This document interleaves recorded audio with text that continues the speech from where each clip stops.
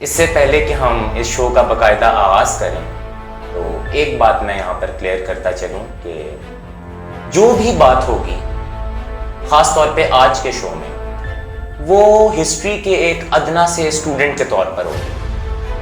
تو آج یہ ضروری ہے کہ میں بھی اور آپ بھی ہر قسم کے مذہبی یا لسانی تعصب کا جو چشمہ ہے اس کو ہم اتار کے ایک دفعہ سائٹ پر رکھ دیں.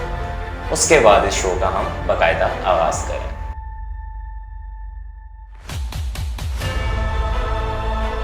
This is Sparta!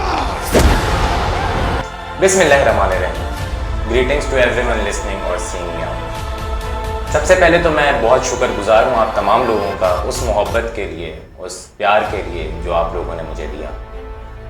اس کے ساتھ ساتھ آپ لوگوں کی میں نے سجیشنز بھی نوٹ کر لی ہیں اور میری تو یہ کوشش رہے گی کہ اپنے پیس کو تھوڑا سا لو ڈاؤن کر کے چلا جائے. تو چلتے ہیں لاؤڈ اسپیکر ایپیسوڈ 2 کی طرف. افغانستان از دا گریو یارڈ آف ایمپائرز, یا اس کو آپ یوں کہہ لیں کہ افغانستان کو آج تک ہرایا نہیں گیا. تو ماضی کے صفوں کو پلٹتے ہیں اور دیکھتے ہیں کہ کتنی ایک صداقت موجود ہے اس دعوے کے اندر.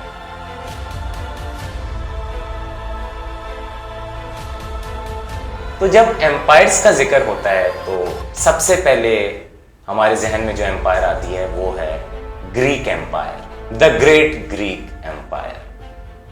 سکندر اعظم یا الیگزینڈر دا گریٹ جب دنیا کو فتح کرنے کے مشن پر نکلا تو ایک بات مشہور ہے کہ وہ افغانستان کو بائی پاس کر کے نکل گیا, جو کہ بالکل غلط ہے.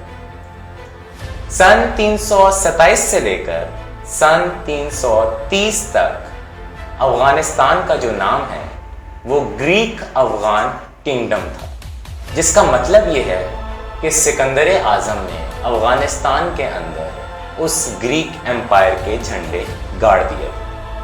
یہاں ایک اور جو قابل غور بات ہے وہ یہ ہے کہ سکندر اعظم کی جو پہلی بیوی ہیں روشن بیگم یا روشان بیگم, یہ دونوں نام ان کے ہسٹری میں ہمیں ملتے ہیں, وہ افغان وار لارڈ کی بیٹی ہیں. اچھا, وار لارڈ کو آپ یوں سمجھ لیں کہ جیسے ماڈرن دنیا کے اندر چیف آف آرمی سٹافز ہوا کرتے ہیں تو اسی طرح پچھلے وقتوں میں وار لارڈز ہوا کرتے تھے. تو افغانستان کے چیف آف آرمی سٹاف کی جو بیٹی ہیں وہ بیوی بنتی ہیں الیگزینڈر دا گریٹ. اچھا, گریک ایمپائر کے بعد الیگزینڈر دا گریٹ کی جب وفات ہو جاتی ہے 330 کے بعد تو پرشین ایمپائر عروج پکڑتا ہے. تو چیک کرتے ہیں کہ کیا پرشین ایمپائر کا کتنا ایک انفلوئنس رہا ہے افغانستان کے اندر. اچھا جی, 331 سے لے کے 539 BC تک افغانستان پرشین ایمپائر کے زیر اثر رہا. اور آج افغانستان کے اندر فارسی بانوں کی جو ہمیں ایک کثیر تعداد دکھتی ہے وہ بیسکلی وہی لوگ ہیں جو پرشیا سے افغانستان آئے تھے اور آج ان کی جو اگلی نسلیں ہیں وہ وہیں پر آباد ہیں. اچھا, یہ تو ہو گئی کافی پرانی ہسٹری کی باتیں. ہسٹری میں تھوڑا سا قریب آتے ہیں ہم. سن 1818 میں راجہ رنجیت سنگھ جب پنجاب کو فتح کر لیتے ہیں اس کے بعد وہ رخ کرتے ہیں افغان بیلٹ کی طرف. اچھا, افغان بیلٹ میں 1820 کے اندر ڈیرہ غازی خان میں اور 1821 کے اندر ڈیرہ اسماعیل خان کے اندر راجہ رنجیت سنگھ اپنی حکومت قائم کرتے ہیں. اچھا, اس کا ایک کافی اسٹرانگ اگریشن آتا ہے افغانستان کی طرف سے اور دریائے کابل کے اوپر 1823 میں ایک ڈیسائسو جنگ لڑی جاتی ہے. اور اس میں حیرت کی بات یہ ہے کہ کبھی نہ ہارنے والی افغان قوم یہ جنگ بھی ہار جاتی ہے اور یہ جو بیلٹ ہے یہ راجہ رنجیت سنگھ کے ہی پاس رہتی ہے. راجہ رنجیت سنگھ کی ہی اس کے اوپر حکومت قائم رہتی ہے. ہم ایمپائرز کی بات کر رہے تھے تو تاریخ کا جو سب سے بڑا ایمپائر ہے وہ ہے برٹن ایمپائر. برٹن ایمپائر کی وسعت کا اندازہ آپ اس بات سے لگا سکتے ہیں کہ آج کا جو موجودہ بر صغیر ہے وہ تقریباً فی الحال 2.25 ارب کی آبادی پر مشتمل ہے، اور یہ جو پوری کی پوری بیلٹ تھی یہ برٹن امپائر کی ایک چھوٹی سی کالونی ہوا کرتی تھی۔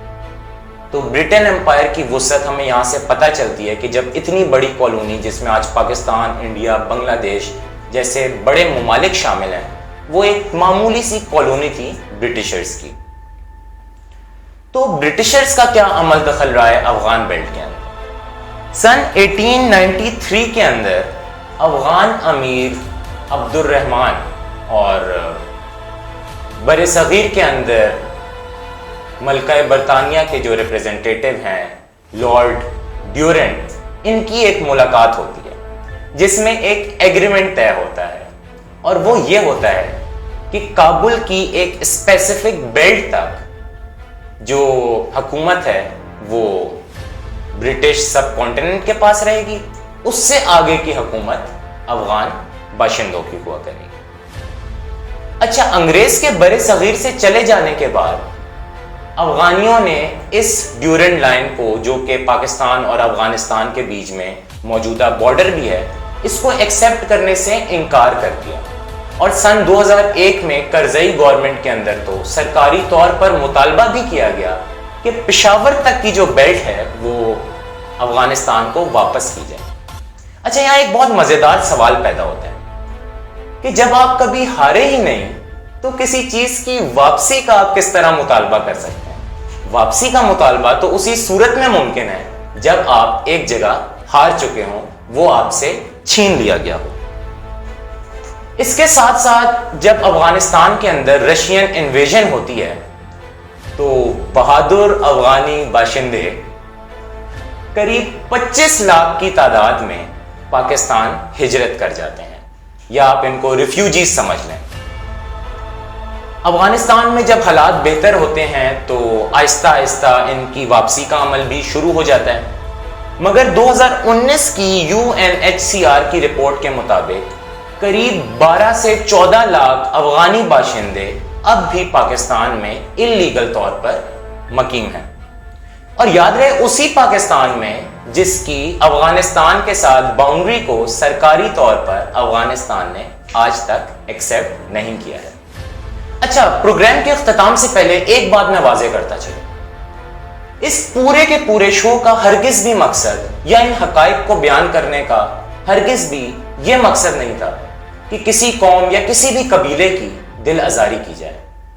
میرا مقصد صرف اتنا تھا کہ عوام تک وہ بات پہنچائی جائے جو سچ ہے، یا آج کے بعد اگر آپ کو کوئی یہ بتائے کہ افغانستان از دا گریو یارڈ آف امپائرز، تو آپ کے پاس دلائل اور فیکٹس پر مبنی جوابات ہوں اس کو نگیٹ کرنے کی۔ لاؤڈ سپیکر ایپیسوڈ 2 سے میں اجازت چاہتا ہوں، آپ سے انشاءاللہ کل ملاقات ہوگی۔ اپنا خیال رکھیے گا، اللہ حافظ۔